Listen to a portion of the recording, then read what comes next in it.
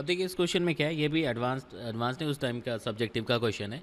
H C Verma में भी ऐसा ही क्वेश्चन है, अब देखेंगे। ठीक है, इसमें क्या कह रहा है, pair of parallel horizontal conducting rails of negligible resistance, ये एक्चुअली ये ये पैरेलल रेल रोड है। ठीक है, शॉर्टेड एट वन एंड, मतलब इसको एक एंड पे शॉर्ट किया हुआ है, ये लेंथ एल गिवन है। ठीक है, मतलब ये रेल रोड हो गया। ठीक है, a conducting massless rod of resistance R, मतलब रेजिस्टेंस आर मासलेस रॉड ये है। ठीक है, रेजिस्टेंस इज आर, ये गिवन है। ठीक है ना, massless string passes over a pulley fix to the edge of the table. यहाँ तक समझ आ रहा है, मतलब ये मासलेस रॉड हो गया तो ऑब्वियसली इसका भी लेंथ एल हो गया। ठीक है, और यहाँ पे एक मैग्नेटिक फील्ड एग्जिस्ट कर रहा है जिसका डायरेक्शन अपवर्ड्स है, आउटवर्ड्स लिख सकते हैं। इस टेबल के हिसाब से देखें तो आउटवर्ड्स हो गया, मतलब इस टेबल के हिसाब से देखें तो हम लोग डॉट लिख सकते हैं। ठीक है, अब mass M tied to the other end of the string, एक एंड जो है स्ट्रिंग का इस मासलेस रॉड जिसका रेजिस्टेंस आर था उससे कनेक्टेड था, दूसरा इस ब्लॉक से कनेक्टेड है। And the system is release from rest, ये गिवन है। Initial velocity is zero, system को रिलीज कर दिया, तो ड्यू टू वेट ये डाउनवर्ड डायरेक्शन में एक्सेलरेट होगा, लिख सकते हैं ना। ये डाउनवर्ड डायरेक्शन में क्या हो गया, एक्सेलरेट होने लग जाएगा, मतलब ये टाइम के साथ वी गेन करने लग जाएगा। ठीक है, if the system is release from rest, calculate the terminal velocity achieve by the rod. तो टर्मिनल वेलोसिटी का मतलब यहाँ पे क्या हो जाएगा कि भाई आप देखोगे तो जो टर्मिनल वेलोसिटी है, इट मीन्स कि वो v मैक्सिमम हो जाए, मतलब उसके बाद जो चेंज इन वेलोसिटी है, इनफैक्ट इनके इसमें आप देखेंगे इंक्रीज़ हो रहा है, तो वो टर्मिनल वेलोसिटी हो जाएगा, मतलब फर्दर कोई चेंज नहीं आएगा, मतलब ये फाइनल वेलोसिटी हो गया। ठीक है, तो टर्मिनल वेलोसिटी लिखने का मतलब ही हो गया कि आपके दिमाग में तुरंत आइडिया आना चाहिए कि भाई एक्सेलरेशन ज़ीरो हो जाए उस मोमेंट पे जाके।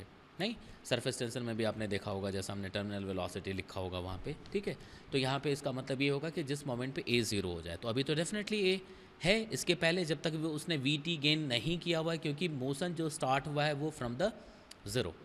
तो अब इसको समझते हैं कि होगा क्या। अगर आप यहाँ पे देखोगे तो जैसे इसने कुछ वेलोसिटी गेन की, तो ये बिल्कुल ऐसा स्ट्रक्चर बनेगा ये, और इसके पास कुछ वेलोसिटी v है और यहाँ पे फील्ड आउटवर्ड्स है। तो मोशनल ईएमएफ आपको याद आ रहा होगा कि इस रॉड के हिसाब से मोशनल ईएमएफ लिख सकते हैं, और मोशनल ईएमएफ का फॉर्मूला क्या है, वी बी एल लिखते हैं हम लोग, वी बी एल।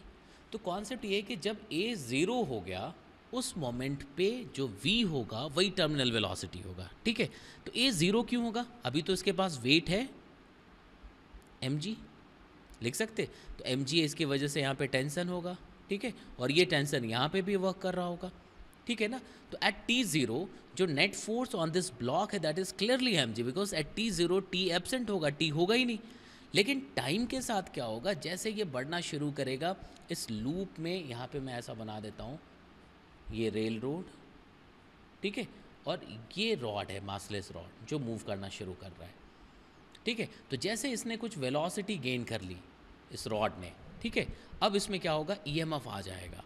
ईएमएफ आएगा मतलब देखो, ये जैसे वेलोसिटी गेन करेगा तो इसमें एक ईएमएफ आ जाएगा, और फ्लक्स इंक्रीज हो रहा है, आउटवर्ड्स फ्लक्स क्या हो रहा है, इंक्रीज हो रहा है, बिकॉज ये इस तरफ मूव कर रहा है। तो जो ईएमएफ की वजह से जो यहाँ पे करंट आएगा, मतलब आप कह सकते हैं कि जो इंड्यूस्ड करंट होगा वो इनवर्ड्स करंट चाहेगा, बिकॉज आउटवर्ड्स वाले को इंक्रीजिंग जो चीज़ है फ्लक्स उसको अपोज करना है। तो इसके लिए जो करंट लेना पड़ेगा वो हमें किस तरह का लेना पड़ेगा, देखो एंटी क्लॉकवाइज सॉरी क्लॉकवाइज ले लेंगे, क्लॉकवाइज लेने से इनवर्ट्स आएगा, लिख सकते। तो इस रॉड में ऐसा करंट डेवलप हो जाएगा, लिख सकते। इनफैक्ट ये करंट इंक्रीज होता जाएगा बिकॉज टाइम के साथ वी इंक्रीज हो रहा है, क्योंकि हमें पता है कि जो मोशनल ईएमएफ है it is V B L. तो हमने ये कहा कि at any time T suppose the velocity of this rod is V, तो एट दैट मोमेंट जो ईएमएफ होगा that would be V B L. ठीक है, तो अगर ईएमएफ वी बी एल है तो इस मोमेंट पे जो करंट लिखेंगे आप वो कितना आ जाएगा, ईएमएफ डिवाइडेड बाय रेजिस्टेंस, तो V B L upon resistance को आप आर लिख सकते, आर इज़ द रेजिस्टेंस। ठीक है ना, अब यहाँ से देखिए इस करंट की वजह से देखो यहाँ पे फील्ड एग्जिस्ट कर रहा है, किधर, आउटवर्ड्स, और इस पर एक हमने क्या किया, करंट ला दिया, करंट इसमें आ गया है। तो इस करंट कैरिंग वायर पे एक मैग्नेटिक फोर्स होगा, लिख सकते हैं ना। अब ये करंट कैरिंग पे जो फोर्स होगा वो I D L cross B लिखते हैं, तो I D L cross B लिखोगे तो जो फोर्स आएगा वो इस तरफ आ जाएगा। ये हमने बताया हुआ भी है। हमेशा बहुत सिंपल केस है, सिचुएशन है कि जो इलेक्ट्रिकल एनर्जी मिल रहा है वो अगेंस्ट द काइनेटिक एनर्जी मिलता है या इस वर्क डन के हिसाब से मिलता है, मतलब वी को वो अपोज कर रहा होगा तो फोर्स इधर बैकवर्ड आ जाएगा। ये जो मैग्नेटिक फोर्स है लिख सकते हैं ना आप, यहाँ से भी देखो I D L cross B लिखोगे तो ये राइट हैंड कर्ल रूल मैं यहाँ पे दिखा नहीं पा रहा हूँ बट आपको समझ आ रहा होगा। तो I D L cross B तो ये इस तरफ फोर्स आ जाएगा।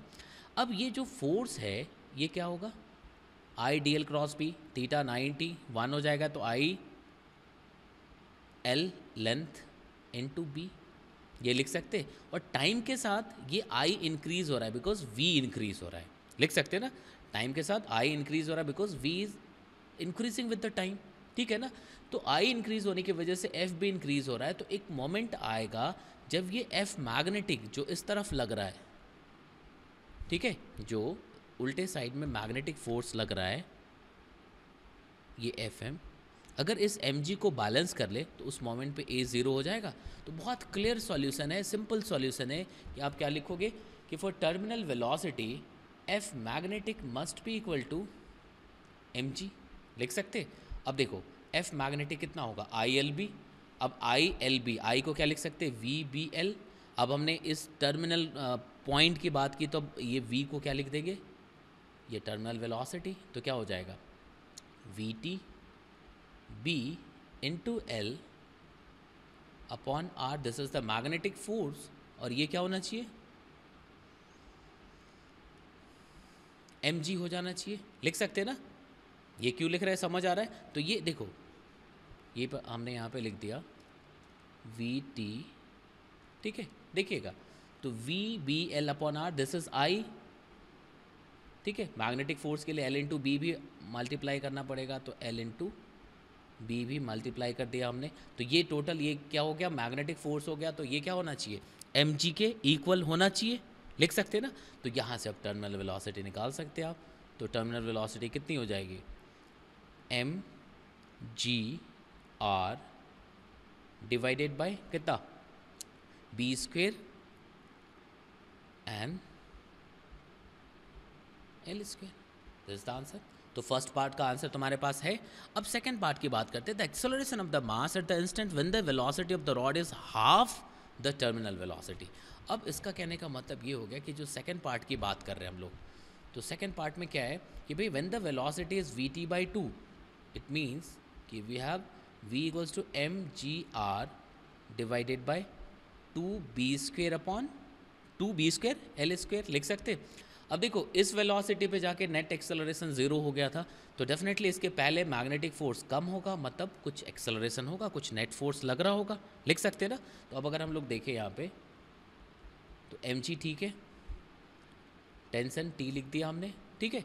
और अगर इस रॉड की बात करें तो रॉड पे टेंशन इस तरफ और इधर मैग्नेटिक फोर्स आ जाएगा एफ मैग्नेटिक। तो फॉर दिस वेलोसिटी टी क्या होगा एफ मैग्नेटिक, एफ मैग्नेटिक मैं डैश लिख दे रहा हूँ फॉर दिस वेलोसिटी। तो ये कितना आ जाएगा देखिए, तो देखो एफ को क्या लिख सकते I L B, I L B यहाँ से समझ आ रहा है तो इसको देखो एल इंटू बी, और आई को क्या लिख दोगे देखिएगा यहाँ पे जो आई लिखेंगे वो V B L by R. तो ये वाली वेलोसिटी मतलब M G R upon two B square L square, लिख सकते हैं ना। तो देखो आई बी एल, तो बी एल लिख दिया, आई के प्लेस पे क्या लिखेंगे ये जो हमने लिखा हुआ है ये देखो ये क्या आ गया वेलोसिटी, लिख सकते हैं ना। देखना यहाँ तक समझना।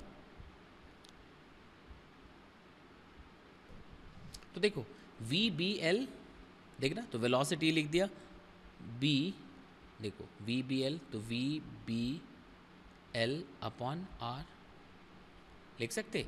ये एक्चुअली ये करंट हो गया when the velocity is V T by two, लिख सकते। तो यहाँ से अगर आप देखोगे तो बी स्क्वायर एल स्क्वायर और ये कैंसिल हो जाएगा, ये आर और आर कैंसिल हो गया। तो clearly T is M G by to.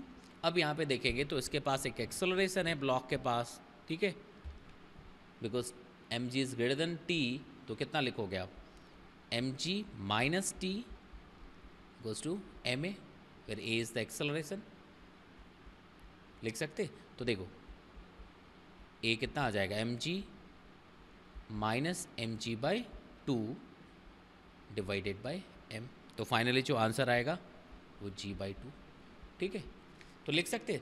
तो देखिए ऑब्जेक्टिव या किसी कॉम्प्रिहेंशन टाइप के वो पैराग्राफ वाले में, पैसेज टाइप वाले में मिल सकता है इस तरह का क्वेश्चन। ठीक है ना।